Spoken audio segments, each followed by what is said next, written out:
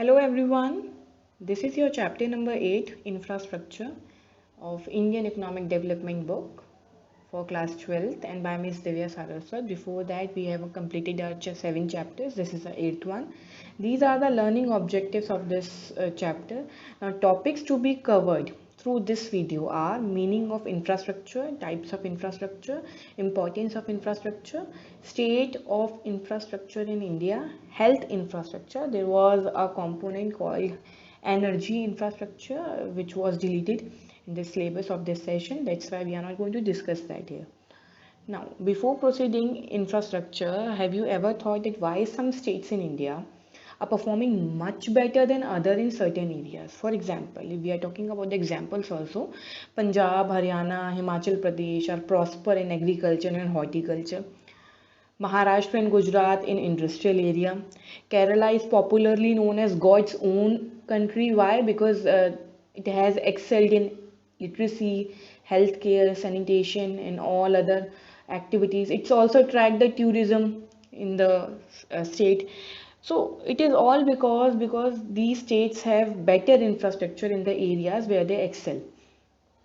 So infrastructure somewhere provides supporting services in the main areas of industrial, agriculture production, domestic and foreign trade commerce. इन सब चीज़ों में supporting facilities provide करता है. So it refers to all such facilities which are needed to provide different kinds of services in the economy. बहुत सारी services होती हैं जो हमें रिक्वायर्ड होती हैं टू परफॉर्म एनी एक्टिविटी और to perform any production activity to generate GDP और नेशनल इनकम और any other development area. So infrastructure अगर सर्विसेज की बात करें, you can see in the pictures also it includes roads, railways, airports, gas pipelines, schools and colleges, hospitals, clean drinking water, sanitation facility, banks, insurance, and other financial institutions are also lie in this. So this is what basically called infrastructure. Now, types of infrastructure, if we are going to read about that, so we are having two types of infrastructure. One is economic and another one is social. So economic infrastructure is it is associated with energy, transportation and communication. These services are important to promote economic activities like production and trade of goods and services. ठीक है, जैसा कि ये नाम बोल रहा है economic infrastructure, तो somewhere it is promoting the economy of the country.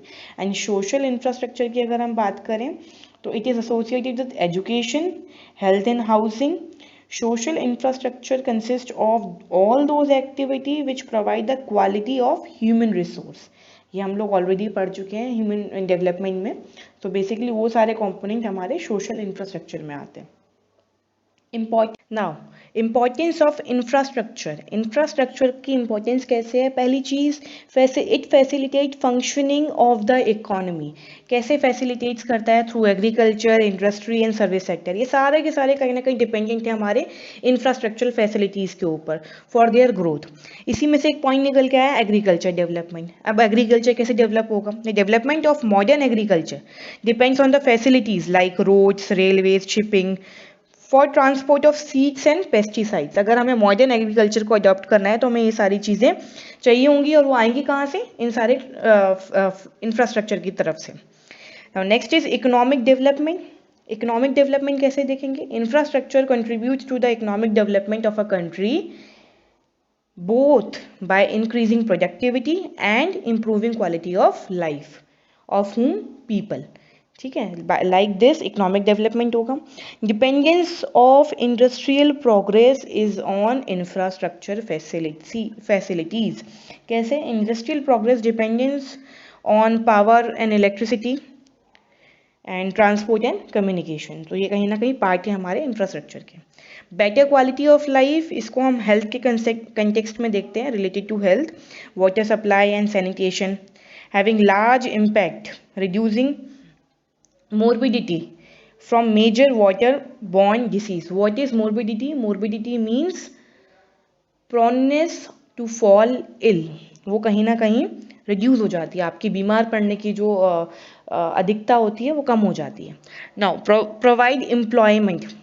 अब ये तो ऑब्वियस ही बात है, इंफ्रास्ट्रक्चर चाहिए तो वो बनेगा भी, बनेगा तो फिर उसमें मैन पावर यूज़ होगी, एंड मैन पावर यूज़ होगी तो कहीं ना कहीं एम्प्लॉयमेंट जनरेट होगी. So many people get employment in infrastructure project like construction and maintenance of roads, railways, electricity and plants etcetera. ठीक है. It facilitates outsourcing also. So this can be add in that, facilitates outsourcing. कैसे? जब हमारे यहाँ का infrastructure अच्छा होगा तो कहीं ना कहीं फॉरेन कंट्रीज हमसे अट्रैक्ट होंगी, क्योंकि हमारे पास बेहतर इंफ्रास्ट्रक्चर है. So they are approaching us for outsourcing. So it facilitates outsourcing also. Now state of infrastructure in India. कैसा स्टेट है? So due to inadequacy of government investment in infrastructure, private sector in joint partnership with the public sector had started playing an important role in infrastructure development.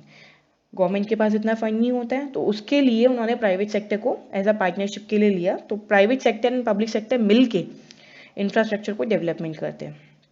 About 90% of the rural household use biofuel for cooking, which is not a good impact. ठीक है. Still now 90% of the rural household biofuel को use कर रहे हैं cooking के लिए.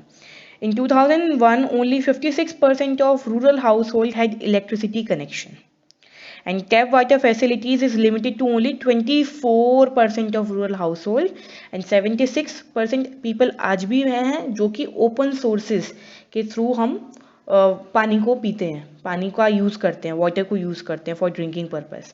ठीक है. सो ये वाला तो पॉइंट फेल हो गया, सैनिटेशन एंड वाटर वाला. Access to improve sanitation in rural areas is only 20%. तो दोनों ही फैसिलिटीज़ प्रोवाइड नहीं हो रही हैं जितनी होनी चाहिए थी. India invest only 34% of its GDP in infrastructure, which is far below in comparison of China and Indonesia. It is not satisfactory for us. So state of infrastructure की अगर हम बात करें तो वो बहुत ज़्यादा अच्छी नहीं है. After the participation of private sector in that also. Okay.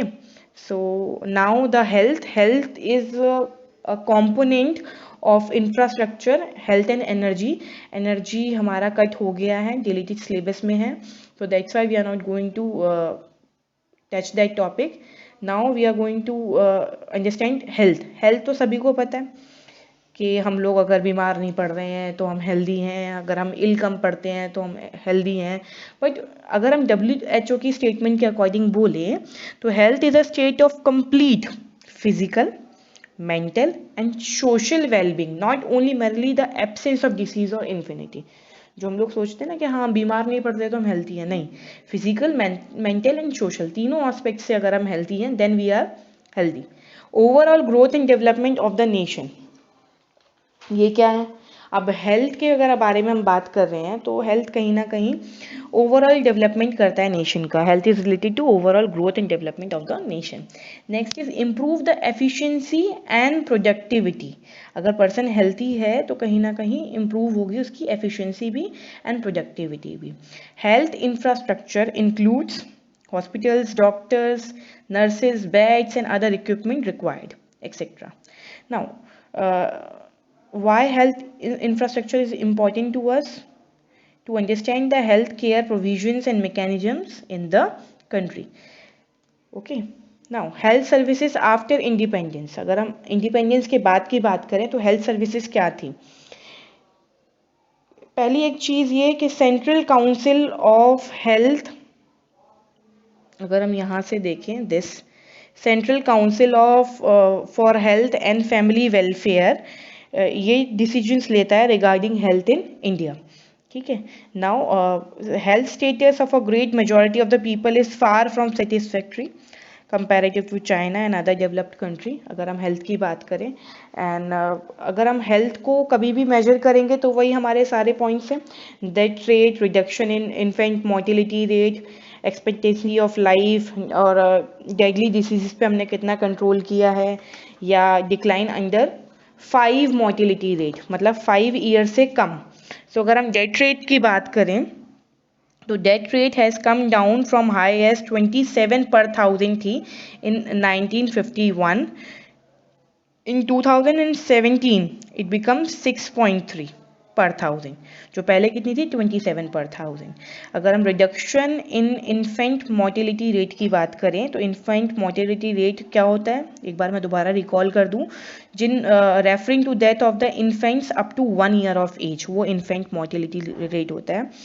has significantly reduced from 146 per 1000, 146 per 1000 था in 1951। now in 2017 के अगर हम डेटा की बात करें it becomes 32 per 1000। rise in expectancy of life in 1951 it was 32 years, now in 2018 it is 69.4 years, so it's also rise now। control over deadly diseases like malaria, tuberculosis, cholera, smallpox, ये भी कहीं ना कहीं काफ़ी हद तक control हुए हैं। And decline in under 5 mortality rate, मतलब 5 ईयर से कम बच्चों की जो डेथ होती है उसकी बात करें तो it was 248 per 1000 in 1960, now in 2017 it is 39 per 1000। Okay, so ये सारी चीज़ें कहीं ना कहीं देखी गई हैं after independence. Now 3-tier system of health infrastructure, बहुत ज़्यादा अच्छी सी चीज़ है, मज़ेदार सी। Primary health care, secondary health care and tertiary health care.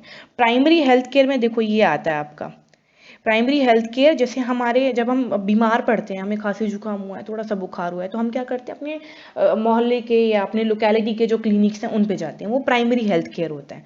So elements क्या है इनके, एजुकेशन, वाटर एंड सैनिटेशन, वो आपको इस चीज़ की नॉलेज देते हैं, न्यूट्रिशन की, maternal and child health, immunization, prevention of endemic disease, treatment, drug availability, जो छोटी मोटी दवाइयाँ होती हैं।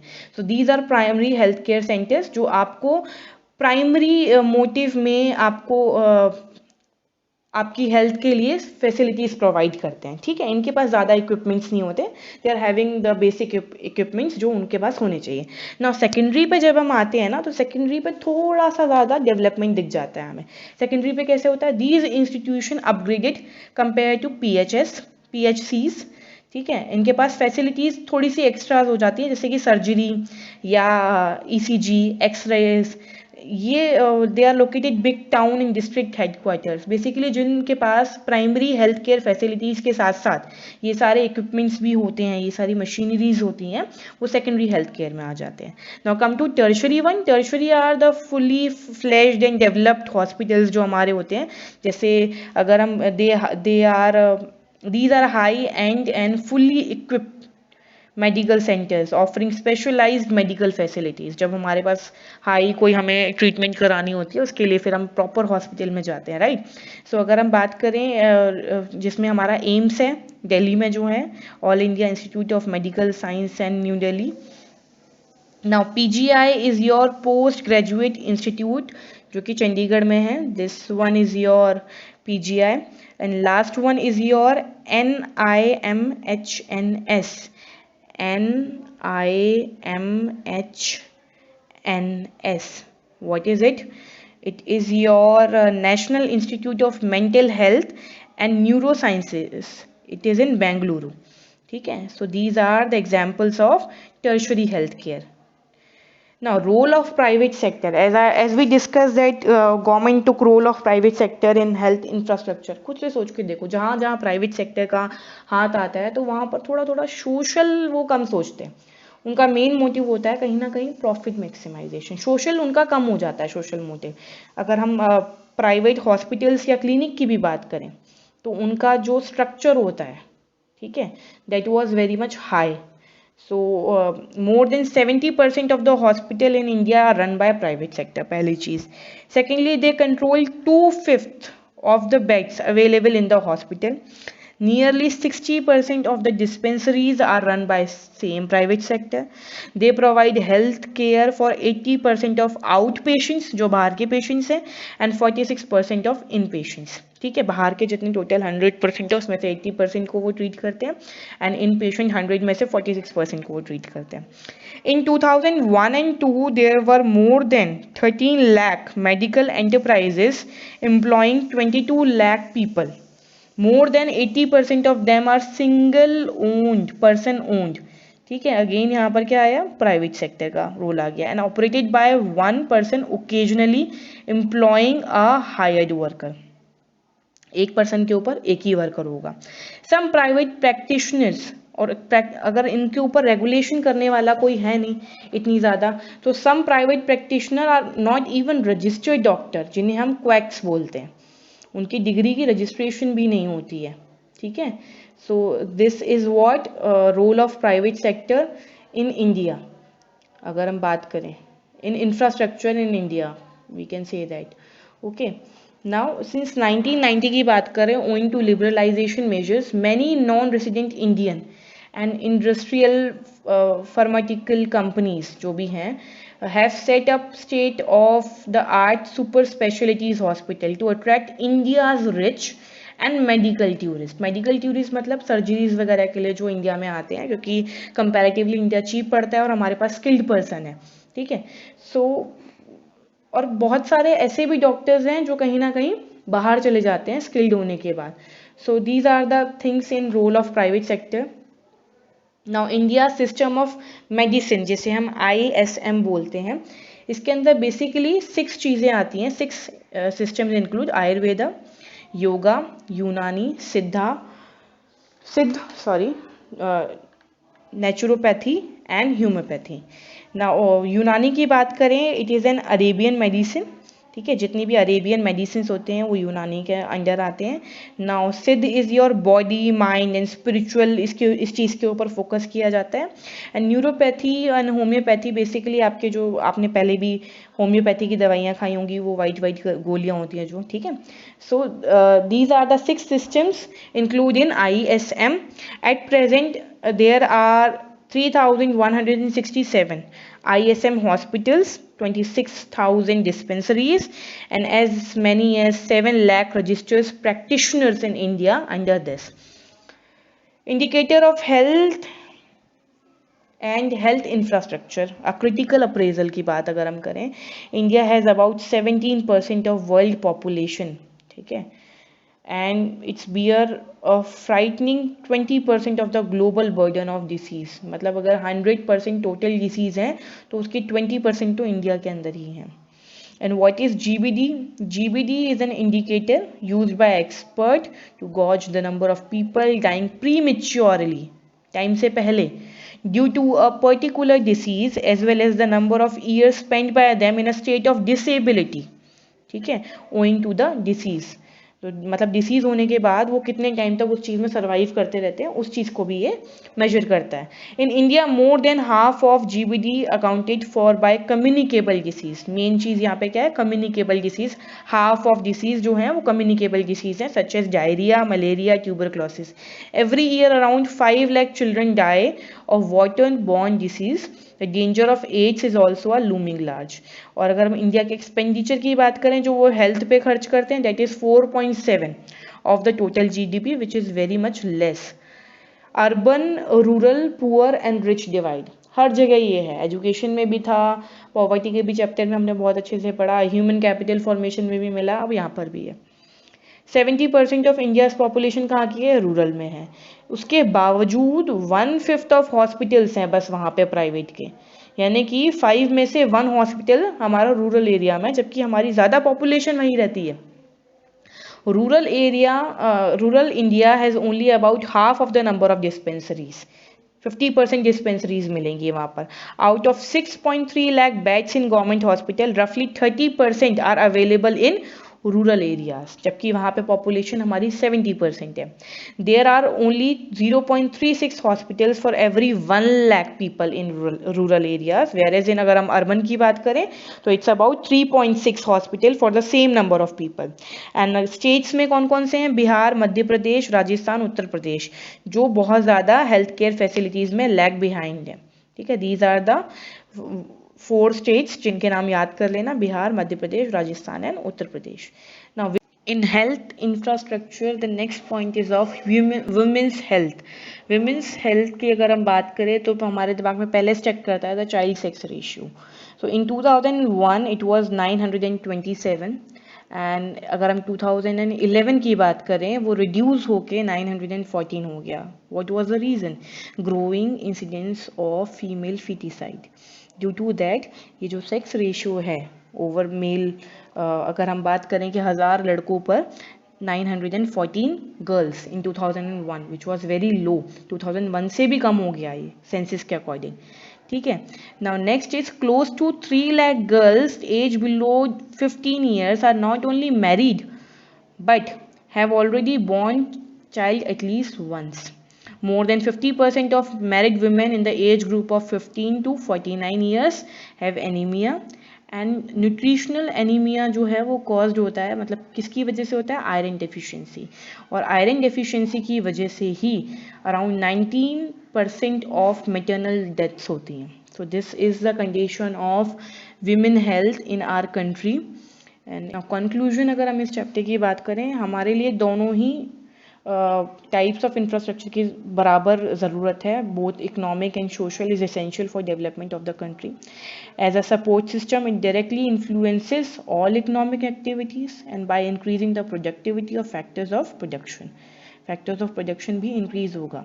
ठीक है, वो social की वजह से increase होगा. जब person healthy होगा तो कहीं ना कहीं factors of production increase होंगे, improving the quality of life also.